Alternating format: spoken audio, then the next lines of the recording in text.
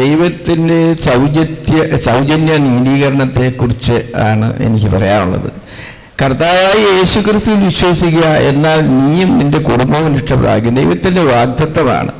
വാസ്തവത്തിൽ നമ്മൾ അറിയാറുണ്ട്, നമ്മളൊക്കെ ക്രിസ്തുവിനെ അറിഞ്ഞവരാണ്, നമ്മളൊക്കെ സ്വർഗം അല്ലെങ്കിൽ പിടിച്ചു പറ്റാൻ വെമ്പൽ കൊള്ളുന്നവരുമാണ്. എന്നാൽ വാസ്തവത്തിൽ ഭാരതത്തിൽ എന്ന് പറയുമ്പോഴത്തേനും തോമസ് പോൾ എന്നേക്കാൾ കൂടുതൽ അറിയാം, 3% താഴെയാണ് ഇപ്പോൾ ക്രിസ്തുവിനെ അറിഞ്ഞവർ.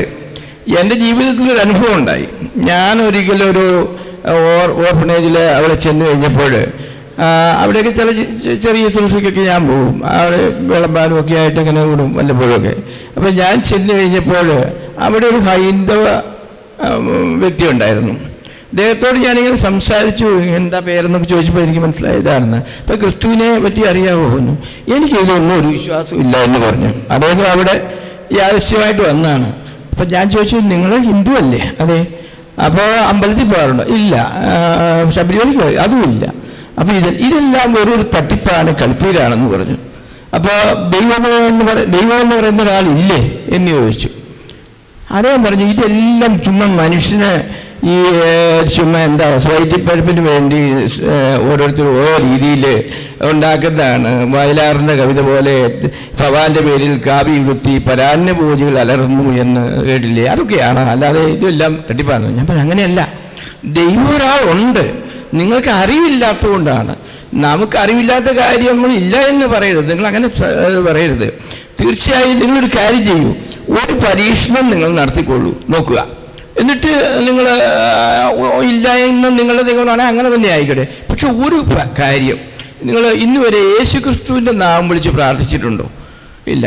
അപ്പോൾ ഞാൻ പല ദേവന്മാരെയും വിളിച്ചിട്ടുണ്ട്. എനിക്ക് ഇന്ന് വീട്ടിൽ ദാരിദ്ര്യവും പട്ടിണിയും കഷ്ടപ്പാടും, ഒരു ജോലിയില്ല. എൻ്റെ ജോലി തയ്യൽ ജോലിയാണ്, അതുപോലും എനിക്കില്ല എന്ന് പറഞ്ഞു.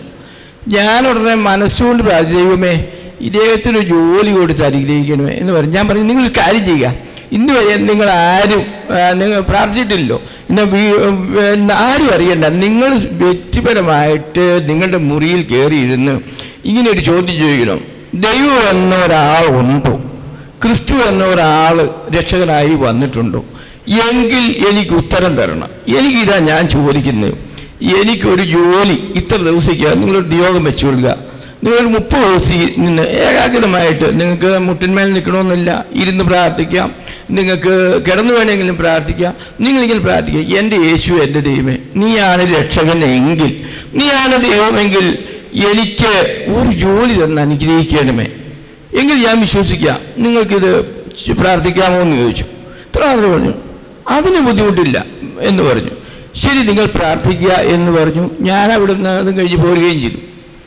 പക്ഷേ 2-3 മാസത്തിനകം വീണ്ടും ഞാൻ അവിടെ ചെന്ന് കഴിഞ്ഞപ്പോൾ ആ ബ്രദർ വിളിക്കുന്നത്, എന്തുകൊണ്ട് വിശേഷങ്ങൾ എന്ന് പറഞ്ഞു. ഉടനെ ആ ബ്രദർ എൻ്റെ അടുത്ത് വന്ന് പറഞ്ഞു, ബ്രദർ നിങ്ങൾ പറഞ്ഞത് സത്യമാണ്, നിങ്ങൾ പറഞ്ഞ സത്യമാണ്. എനിക്കിന് ജോലി കിട്ടിയെന്ന് മാത്രമല്ല, എൻ്റെ കുടുംബത്തിൽ സന്തോഷമായിട്ട് ഞാൻ കഴിയുന്നുണ്ട്.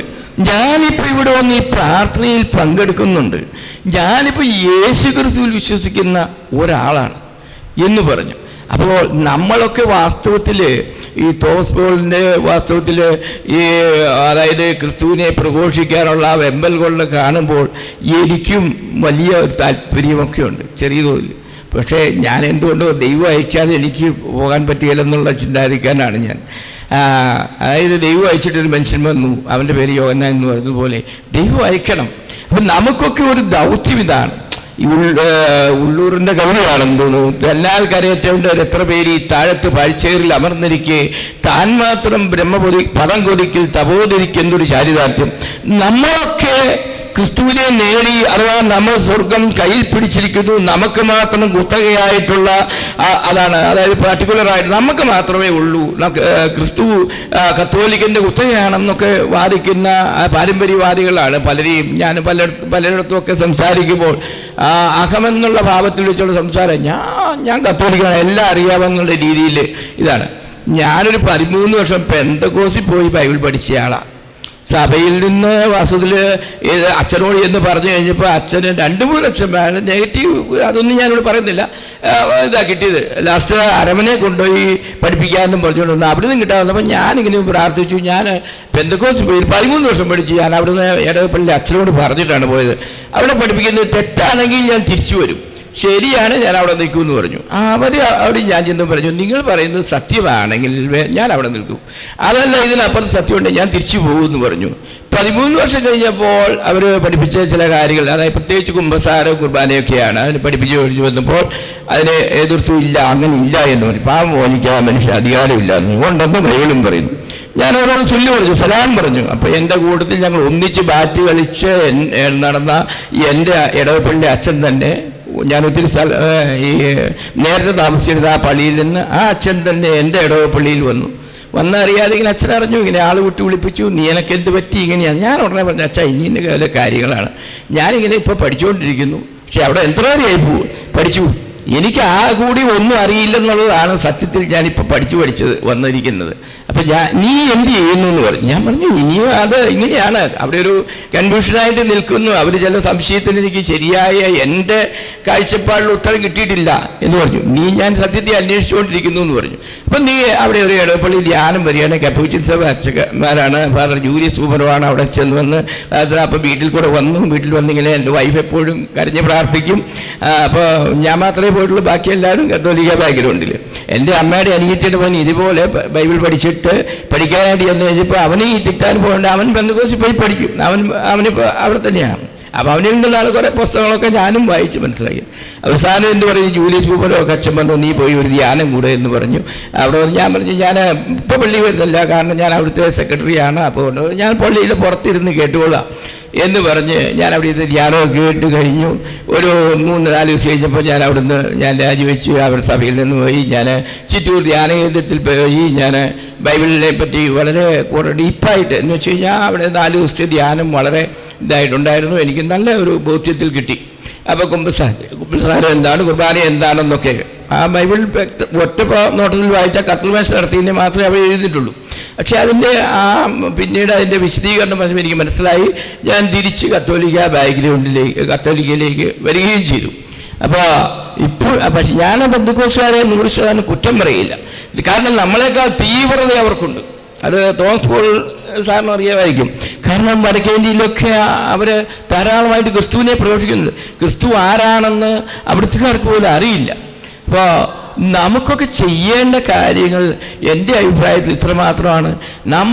നമുക്കറിയുന്ന സത്യം ലഘുലേഖയിലൂടെ ആണെങ്കിലും അടിച്ച് യേശു ക്രിസ്തുവാണ് രാജാവ്, യേശു ക്രിസ്തുവാണ് നിങ്ങളുടെ രക്ഷകൻ, സത്യദൈവമായ ക്രിസ്തുവിലൂടെ അല്ലാതെ മാനവകുലത്തിന് രക്ഷയില്ല, ആകാശത്തിന് കീഴിൽ ഭൂമിയുടെ മുകളിൽ യേശു ക്രിസ്തു എന്ന നാമമല്ലാതെ വേറെ ഒരു നാമവും രക്ഷയ്ക്കായിട്ടില്ല എന്നുള്ള നഗ്നസത്യം വിളിച്ചു പറയാനുള്ള ആത്മധൈര്യം പരിശുദ്ധാത്മാവിൻ്റെ കൃപ കിട്ടി നമുക്കെല്ലാവർക്കും ഒത്തൊരുമിച്ച് ഞാനോ വലുത് നീയോ വലുത് എന്നുള്ള അതും അഹം എന്നുള്ള ആ ഭാവം വിട്ടിട്ട് എല്ലാവരോടും ഒത്തൊരുമിച്ച് സുവിശേഷ വേല ചെയ്യേണ്ട കാലം കഴിഞ്ഞു പോയി എന്നാണ് എനിക്ക് പറയാനുള്ളത്. എനിക്ക് കിട്ടിയ ബോധ്യതാണ്. ദൈവത്തിൻ്റെ സൗജന്യമാണെന്ന് പെന്തക്കോസ്തുകാർ പറയുന്നത് സത്യമാണ്.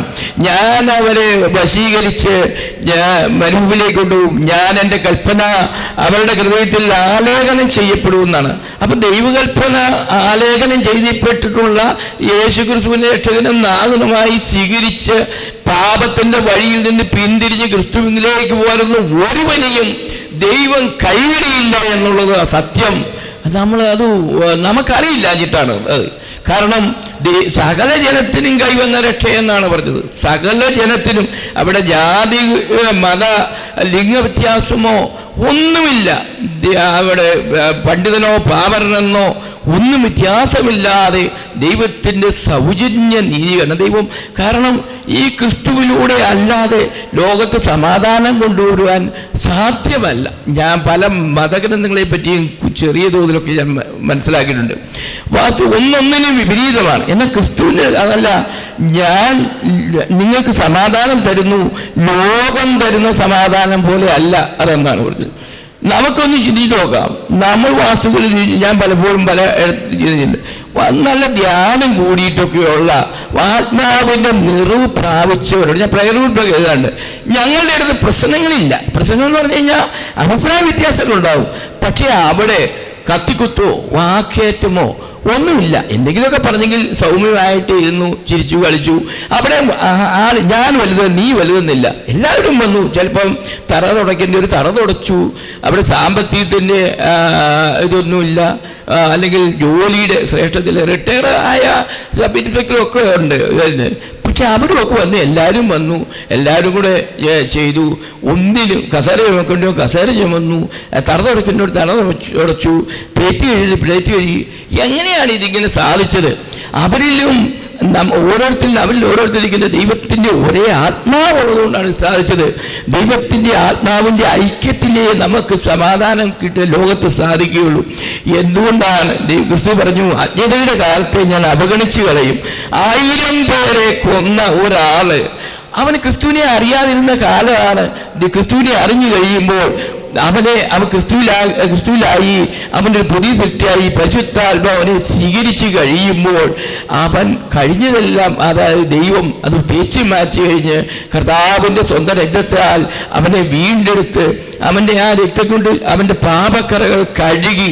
പഴയകാലത്ത് കുഞ്ഞാടിൻ്റെ രക്തം കൊണ്ട് പാപക്കര കഴിയുമെങ്കിൽ അതിൻ്റെ അപൂർണമായിരുന്നു. ഇനിതാ ക്രിസ്തുവിൻ്റെ രക്തത്തിൽ പൂർണ്ണത വന്ന്, പുതിയ ദൈവത്തിലേക്ക് വരുമ്പോൾ പൂർണ്ണത വന്ന് സകല മാനവകുലത്തിലും രക്ഷയ്ക്കായി യേശു ക്രിസ്തുവിൻ്റെ നാമം, യേശു ക്രിസ്തുവിലൂടെ അല്ലാതെ രക്ഷയില്ല എന്നുള്ള ആ സത്യം വിളിച്ചു പറയേണ്ട കാലം അതിക്രമിച്ചിരിക്കുന്നു എന്നാണ് എനിക്ക് പറയാനുള്ളത്.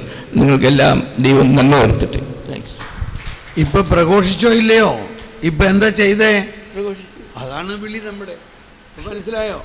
ഇപ്പൊ ഇത്രയും നേരം ഇത് എന്താ ചെയ്തേ? സുവിശേഷ പ്രഘോഷണം അല്ലേ നടത്തിയത്?